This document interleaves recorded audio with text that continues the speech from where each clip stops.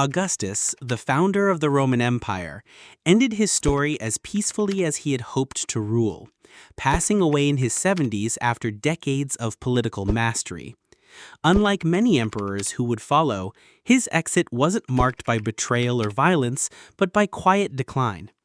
He had already prepared a smooth transition of power, even listing the state's affairs on bronze tablets before his final breath.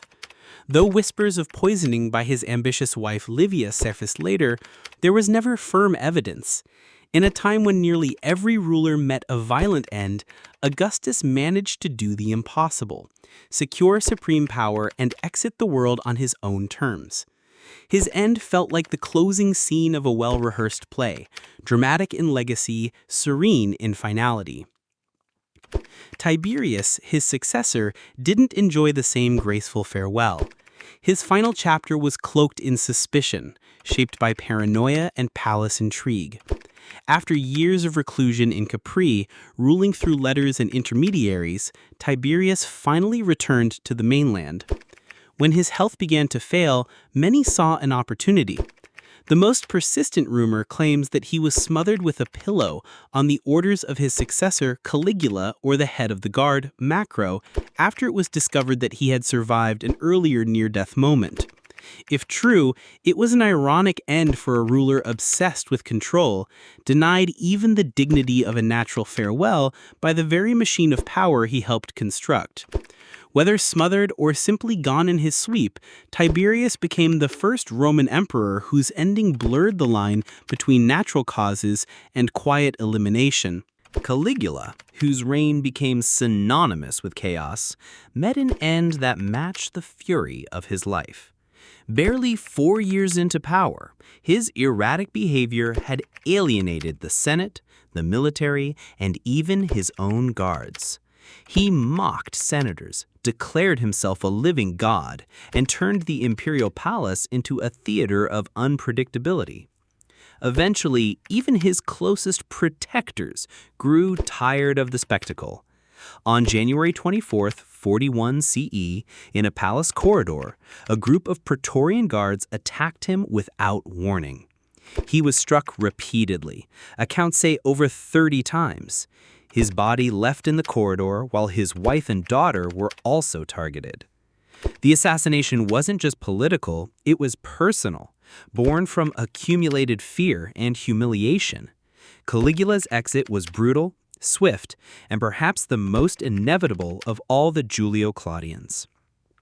Claudius, his unlikely successor, would appear to be a safer choice: bookish, awkward, and underestimated. Yet power never came without risk. His end, too, carried the scent of quiet ambition. After ruling for over a decade and overseeing considerable expansion in the empire, Claudius began grooming his biological son Britannicus as heir. But this put him at odds with his wife, Agrippina the Younger, who had maneuvered her own son Nero into the imperial family. According to ancient sources, it was Agrippina who had Claudius served a poisoned dish, possibly mushrooms, and arranged for a second dose when the first failed. His passing was quick and controlled, managed by those closest to him. Though there's still debate among historians about how precisely he passed, the widely accepted tale paints a portrait of a ruler quietly removed to clear the path for the next dynasty. Nero, the last of the Julio-Claudian emperors, brought the dynasty to a theatrical and tragic close. As rebellion flared across the empire and his support collapsed, Nero found himself abandoned by the Senate, the military, and even his own guards. Fleeing Rome, he took refuge in a villa on the outskirts of the city, reportedly wandering its halls in a panic. When news came that he had been declared a public enemy and would face execution by flogging, Nero chose to end his story on his own terms. With the help of a loyal freedman, he took his own life, supposedly uttering the words, "What an artist dies in me." His passing marked a rare moment in Roman history, the self-inflicted end of a sitting emperor, triggered not by assassination, but total isolation and fear of disgrace. Galba, who seized power in the chaos that followed, ruled for only 7 months before the tides turned against him. Known for his stern discipline and disregard for military generosity, he quickly alienated the very forces that had lifted him to the throne. His biggest misstep came when he failed to pay promised bonuses to the Praetorian Guard. Worse still, he named an unpopular successor, ignoring the ambitions of Otho, one of his key supporters. The reaction was swift. On January 15, 69 CE, Galba was confronted in the Forum by armed guards loyal to Otho. Despite his age and frailty, he tried to stand tall, but he was struck down in the street, his head paraded on a pike. His end was public, humiliating, and a reminder that in Rome, power without loyalty was never secure. Otho's final moments were shaped less by violence and more by his personal sense of honor in a collapsing civil war. After orchestrating the fall of Galba and briefly claiming the throne, Otho faced a swift challenge from Vitellius, whose legions marched from the north. The two forces clashed at the Battle of Bedriacum, where Otho's army was defeated. But instead of dragging the conflict into a drawn-out civil struggle, Otho chose an unexpected path. He ended his own life to spare Rome more bloodshed. In his final note, he wrote that a new wave of civil war was not worth his survival. His decision stunned many Romans, who had expected another desperate power grab. Though his reign lasted just 3 months, Otho's voluntary exit left a rare impression. A Roman emperor who placed national stability above personal ambition. Vitellius, who succeeded him, offered no such restraint. His rule quickly devolved into extravagance, incompetence, and vicious purges of political opponents. As rival general Vespasian gained momentum and marched on Rome, Vitellius attempted to cling to power through desperate negotiations and bribes. But when the capital fell, Vitellius was dragged from hiding in the imperial palace by an enraged mob. They paraded him through the streets, mocking and beating him before executing him in public. His end was spectacularly cruel. His body was tossed into the Tiber River after hours of humiliation. Vitellius represents the brutal fate that awaited emperors who ruled without support or restraint. A reminder that the Roman mob could be as deadly as any assassin's blade. Domitian, the last Flavian emperor, ruled with a cold efficiency that earned him both admiration and fear. His autocratic style alienated the Senate, and his obsession with control became more intense over time. By the final years of his reign, his paranoia was consuming. He saw conspiracies everywhere and executed former allies, including members of the imperial court. It was only a matter of time before his own fears materialized into reality. In 96 CE, a conspiracy among palace insiders, likely including his wife and chamberlain, set the final act in motion. Domitian was attacked in his private quarters and stabbed multiple times by a freedman. Unlike emperors who fell on the battlefield or in open revolt, Domitian was brought down by the quiet betrayal of those closest to him, in the very place where he felt most secure. His removal marked the end of the Flavian line and ushered in a brief return to senatorial influence, though it revealed how even total control couldn't protect an emperor from palace knives. Trajan, in sharp contrast, reached the end of his life not with violence, but with honor and exhaustion. A warrior emperor through and through, he spent much of his reign campaigning, pushing Rome's borders to their greatest territorial extent. His final years were spent on campaign in the east, but illness began to erode his strength.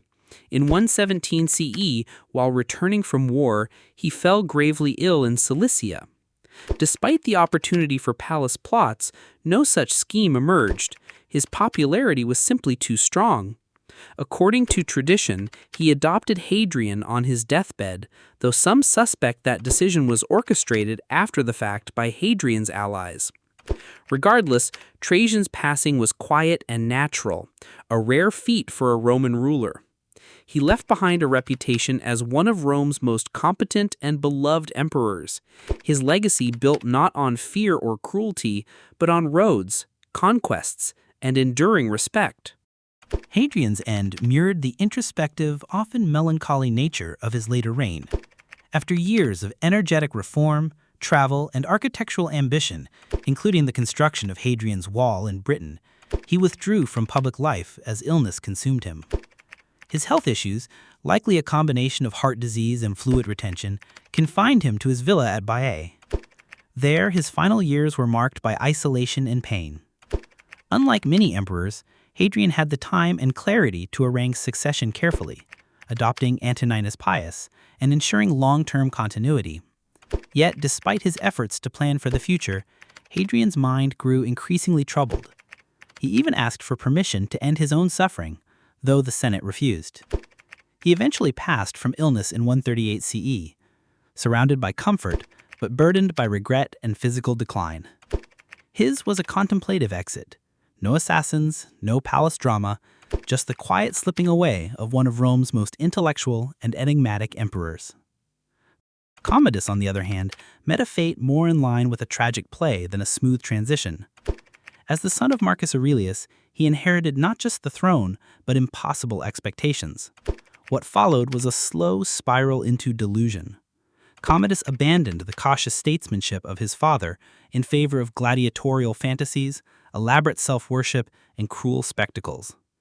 His reign became a dangerous performance, with Rome itself serving as his stage. By the end of 192 CE, his behavior had alienated the Senate, military leaders, and even his inner circle. A plot formed involving his mistress and high-ranking officials. On New Year's Eve, a hired wrestler was sent to his chambers and strangled him in his bath. The drama of his end matched the chaos of his rule. Commodus was erased from memory with damnatio memoriae, a posthumous punishment meant to delete him from history. Though ironically, it only made him more infamous. Caracalla, remembered for his brutality and for granting Roman citizenship to nearly every free man in the empire, ruled with a cold and violent hand. His reign was marked by paranoia, and he was known to eliminate even the faintest hint of dissent. He murdered his own brother Geta in their mother's arms and ruled alone afterward, justifying his actions through imperial propaganda. But the man who relied so heavily on military loyalty failed to see betrayal coming from within his own ranks. In 217 CE, while traveling near Carrhae in Mesopotamia, Caracalla stopped to relieve himself during a roadside break on campaign. It was there that one of his own bodyguards, likely acting under the orders of the Praetorian prefect Macrinus, approached and fatally stabbed him. The assassination was quick, unceremonious, and effective. Caracalla's end reflected his reign, harsh, paranoid, and brought down by the very forces he used to maintain power. Elagabalus brought chaos of a different kind. Crowned emperor as a teenager, his rule quickly became notorious for religious upheaval, lavish excess, and erratic behavior that deeply offended Rome's conservative elite. He elevated a Syrian sun god above Jupiter, married multiple times, including, allegedly, to a Vestal virgin, and seemed more interested in personal indulgence than governance. As public patience were thin and the military support wavered, his grandmother, who had orchestrated his rise, switched her loyalty to his cousin Alexander Severus. In 222 CE, the Praetorian Guard turned on Elagabalus and dragged him, along with his mother, into a latrine where both were eliminated in brutal fashion. Their bodies were then tossed into the Tiber River, an unceremonious end to a scandalous rule. Elagabalus was just 18, and his dramatic fall became a cautionary tale of what happened when an emperor lost both the army and the Senate's favor. Gordian I and Gordian II hold the unfortunate distinction of being among the shortest reigning emperors in Roman history, and among the most tragic. In 238 CE, during a time of intense dissatisfaction with the reigning emperor Maximinus Thrax, the city of Carthage proclaimed Gordian I and his son as joint emperors. The Senate backed the move, but it was a desperate gamble. Maximinus's loyal governor in Numidia, Capellianus, marched his troops to confront the rebellion. Gordian II led a makeshift army against them and was quickly overwhelmed in battle. When news of his son's fall reached Gordian I, the elder emperor took his own life. Their joint reign had lasted just 22 days. The end came not through prolonged power struggles or betrayals in the palace, but in a swift collapse on the battlefield. Their story is often remembered not for their rule, but for the speed and futility of their rise and fall. Decius met his end in one of the most catastrophic defeats ever suffered by a Roman emperor in the field. Elevated to power during a turbulent time, Decius spent much of his reign fighting off external invasions and internal instability. His defining conflict came in 251 CE against the Goths at the Battle of Abritus. Unlike most emperors, Decius chose to lead from the front lines. What began as a cautious campaign turned into a disaster when the Goths ambushed the Roman forces in marshy terrain. Both Decius and his son Honorius Etruscus were lost in the chaos, Decius reportedly refusing to retreat even when survival was still possible. His body was never recovered, and the empire was left stunned by the total loss. Decius was the first Roman emperor to vanish in battle against foreign enemies, and his abrupt end served as a grim signal that Rome's frontiers were no longer secure. Valerian's downfall stands as one of the most humiliating episodes in imperial history. As emperor, he faced immense pressure from both Germanic tribes in the west and the resurgent Sassanid Empire in the east. In 260 CE, during a campaign against the Persian ruler Shapur I, Valerian attempted to negotiate peace. Instead, he was captured, tricked during a parley, and taken as a living trophy. Unlike other emperors who met violent ends on Roman soil, Valerian was marched in chains, displayed before Persian audiences, and subjected to long-lasting degradation. According to later Roman sources, he was used as a human footstool by Shapur, forced to kneel for the Persian king to mount his horse. After years in captivity, Valerian perished under unknown conditions, his body reportedly flayed and stuffed with straw for display. Whether exaggerated or not, his fate shocked the empire. No Roman emperor had ever been captured alive by a foreign enemy, and his legacy became a cautionary tale about imperial overreach and diplomatic arrogance. Aurelian, who helped reunify the fractured empire just a decade later, died not in battle, but by betrayal from within. Having defeated the breakaway Palmyrene Empire and restored order to a crumbling state, Aurelian was preparing for a new campaign in the east. But somewhere on the road to Asia Minor in 275 CE, a forged document sealed his fate. His personal secretary, fearing punishment for a minor offense, created a false list of people the emperor supposedly planned to execute. The list made its way to several high-ranking officers who, gripped by paranoia, conspired to act first.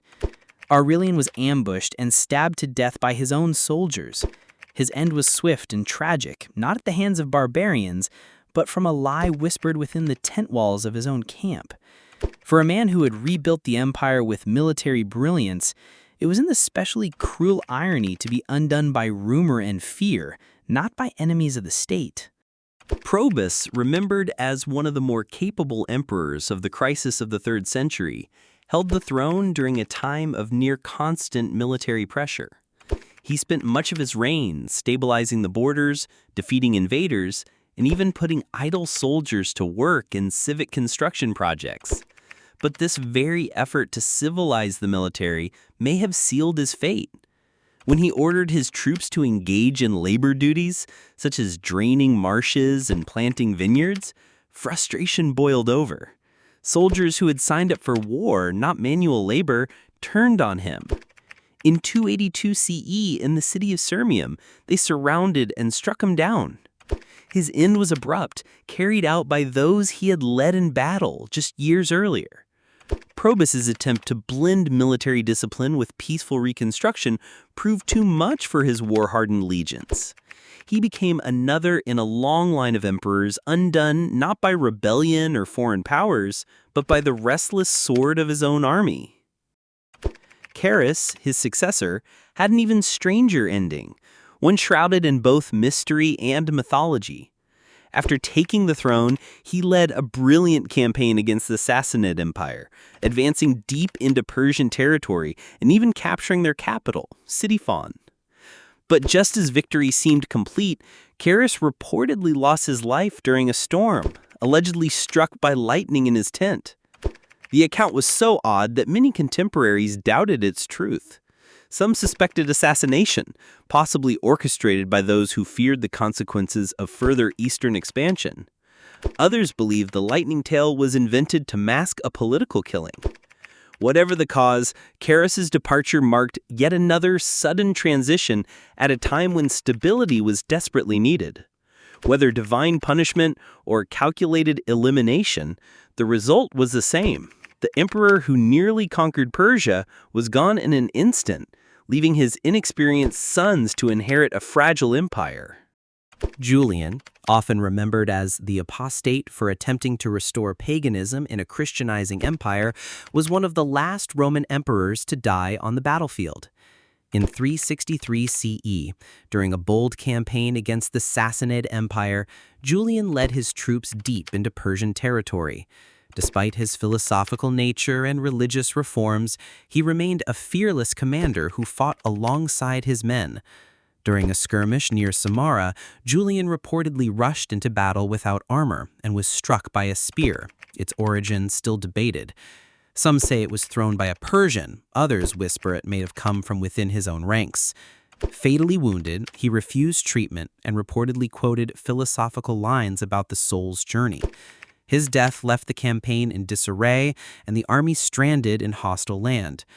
Julian's exit, while noble in the eyes of some, marked the last real attempt to reverse the Christian tide in Roman leadership, and with it, the end of a certain imperial ideal.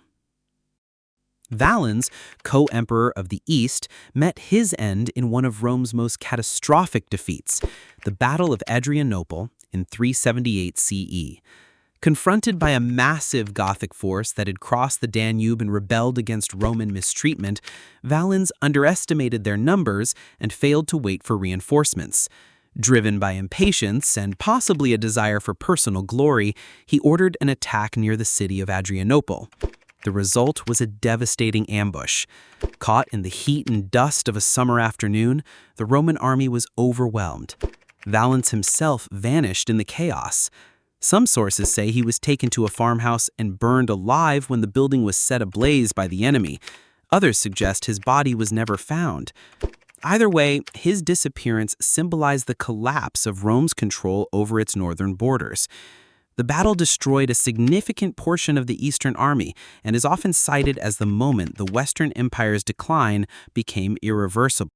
Honorius may not have met a violent end, but the chaos that unfolded during his reign left a legacy of decay and disintegration. Ascending the throne as a child in 395 CE, Honorius ruled the Western Roman Empire during a period of unstoppable collapse. While he himself passed away peacefully in 423 CE from illness, what makes his end notable isn't how he left the world, but what the empire looked like when he did. Under his watch, Rome was sacked by Odoacer and the Visigoths in 410, an event unthinkable just a century earlier. Provinces slipped away, barbarian kings carved out their own kingdoms, and imperial authority became increasingly symbolic. Honorius lived in relative safety in Ravenna, issuing decrees while the Western world crumbled around him. His exit was quiet, but the empire he left behind was unrecognizable.